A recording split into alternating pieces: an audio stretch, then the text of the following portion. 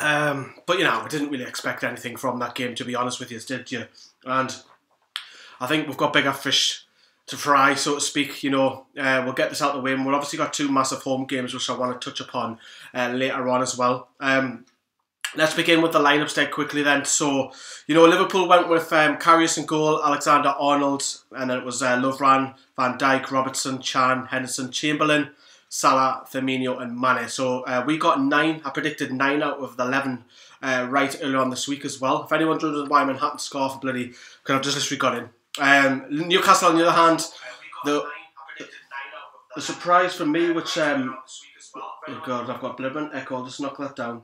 The surprise for me with Newcastle was we're seeing Rafa go. We were debating was it number 10 or what kind of formation was, but Rafa went with 5 at the back with Kennedy playing the left wing back, Yedlin on the right wing back, and then you had Lejeune, Lascelles and Dummett as the 2 centre backs, and then you had Diome and Mourinho trying to sit, and then you had like Murphy and Atso on each side trying to support Gale. Now, it is difficult going to go and play this formation. You know, it was frustrating to watch. It was very similar to Manchester City. Fair play to Liverpool, going to throw that out there straight away for your scousers who are watching the live stream or watching the rerun of the stream as well. You've bossed the game. You were dominant. You deserved the win. You should, because judging by your attack and front three, you've got a real good chance of finishing second in that league. Don't say if Man United have a better front three than what yous have. Nah, I think yous have got the better front three. But it is all in all frustrating because really, how many shots on target did Liverpool actually have? I know they were dominant. I know they bossed the game. But Dubravka was barely tested. If you take the 2 goals out, Dubravka was barely tested. So the defence done the best they can. I think Paul Dummett comes out with a lot of credit. He was playing the left centre-back as well. You might say the first goal where Salah scores is that Yedlin passes it back to Lejeune, and Lejeune's clearance isn't great, and then Van Dijk heads it forward, and then actually Chamberlain turns and then starts running out of defence. Mo Diarme's out of position, Mikel Merino's out of position, and that then sucks the defenders in, and that leaves Salah free to slot underneath Dubravka 1-0. And you're thinking, we're a little bit unlucky because we defended really well first half. I think the only other chance that I think Liverpool had in that first half was when Graham Scott, the referee, gave a goal kick when it was a long ball over the top and Salah half volleys it and Dubravka pushes it wide. And I think the referee gave a goal kick, which was wrong. But I think that's the only real chance. And obviously towards the end of that first half, you know, as long as we stayed in the game, it was just to keep yourself in with a goal.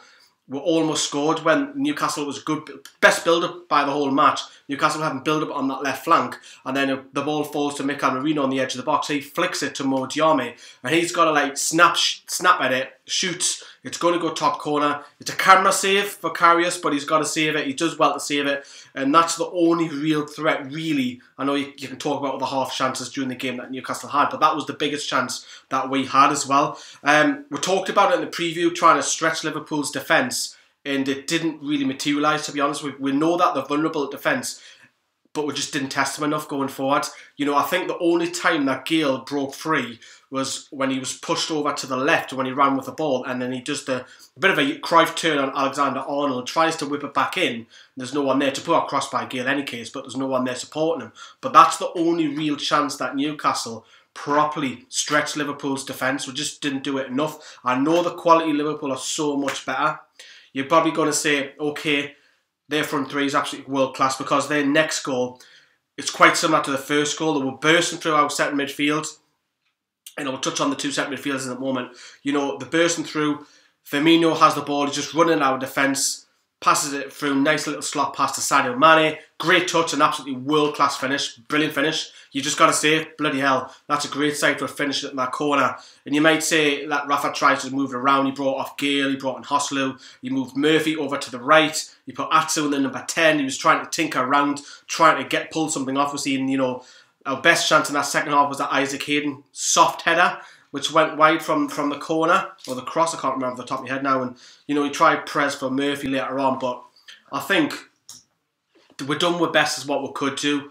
I think looking at the 2 goals, it looks like our 2 centre midfielders got overrun. I thought Mikel Merino was really poor, and I don't normally say that. I thought his first game coming back, I thought he was really, really poor. He was sloppy in possession. He was tired. And maybe it should have been Isaac Hayden just to show up that defence. But if you asked me at the start of the game, I would have said go for Mikel Merino. I would have said that. But poor game from him. I think Diarmi tried his best, but I just think those front three in centre midfield ran at us and we couldn't cope with them 2 goals, and that allowed the space to open up in between as well. I think Lascelles didn't do himself too bad as well. I think Florent Lejeune was pretty decent in the first half as well. He tailored off towards the second half, and I'm trying to pull out people who played well. You know, Kenny was, in particular, second half, when he was pushed a little bit further forward, was trying to make things happen. But, you know, as I touched upon, Liverpool bossed the game. They were, without a shadow of a doubt, the best side. They got the 3 points, fully deserved. And we've just got to now focus on our next 2 home games. Liverpool have got Porto in midweek. That's practically a reserve side now going to go out there because they're 5-0 up from the first leg. Klopp can go out and play the likes of start Lallana, start Dominic Solanke and so on and so on. We don't have that luxury to do that now. The next game we're fighting to literally stay in the Premier League. And I think if you look at our next, well no, before we talk about the next 2 games, if you look at the results today, most of them have went our way except the Swansea one. The Swansea one was an absolutely unreal result, 4-1. If you take that away, it's not too bad of a weekend so far for Newcastle.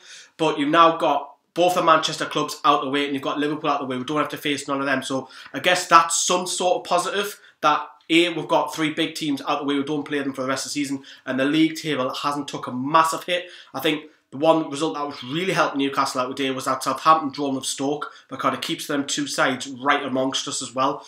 Of course, we've got Southampton, you know, we've got Huddersfield. 2 huge games at home now, and I'm itching to get into a game. It feels like I haven't been to a Newcastle game for weeks on end because we've had a couple of away games which I haven't been able to get to. But those are huge. And if we could get 6 points, because let's face it, we've only got 2 defeats in 9 this year, and both of those defeats have come against top opposition.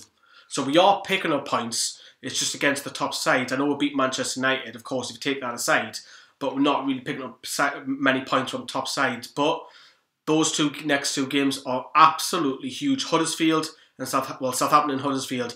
If we can get 6 points, worst case, minimum 4. I think you've got to pick up 4 points because these are home games. We'll have to win them. We've still got the likes of Arsenal, Chelsea and Spurs to play yet.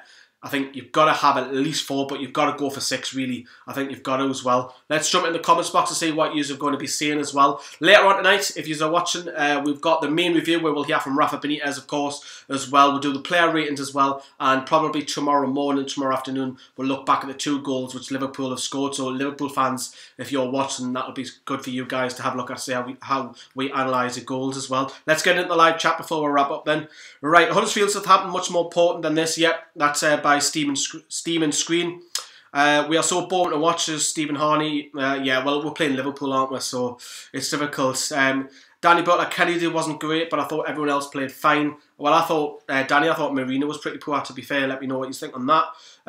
It's acceptable defeat. Yeah, it is. It's a respectable defeat, isn't it? And you might argue that Liverpool should have had a penalty later on when Salah goes down, when Lascelles. Yeah, but that result was 2-0. The game was over anyways, regardless if that went in as well. Geordie, no, we'll skip that. James Riley, at least we didn't get a hammering, and we'll move on to Southampton next week, 6-pointer. Yep, James, exactly the same, what I'm echoing as well. I would say Man United and Liverpool's front 3 is tied with Lukaku, Sanchez and Martial. I think Liverpool got a better front 3 personally. I just think that because Martial's hit and miss, he doesn't start every game, I think those front 3 that Liverpool have, they can do things on their own, whereas Lukaku needs a lot of service. I think the other 3 that Liverpool have up front, they can do that. They can have like that, turn it on sixpence and score. They've got individual talent. They can play on their own and be brilliant.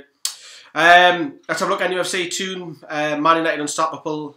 Liverpool at home. 2 good Man United unstoppable. Liverpool at home. Liverpool, I read a stat that they're unbeaten so far this season in the league, which is absolutely fantastic, you know. That's probably, I believe, that is the first time that they've gone unbeaten so far in the league since Rafa Benitez was in charge of them. Speaking of Rafa, he got a great reception, and it's the first time ever that Rafa Benitez has been beaten by Liverpool today.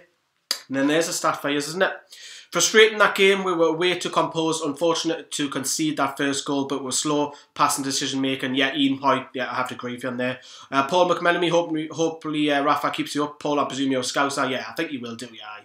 Jody, Liverpool haven't lost. No, I've just took my words out my mouth, sorry. Shane says Lascelles should have been sent off at the end, possibly, but the game was already won, though. Wouldn't have affected the result. But luckily, we've got, you know, Jamal Lascelles, because we didn't want a suspension happen with him, because he take him out the Newcastle side.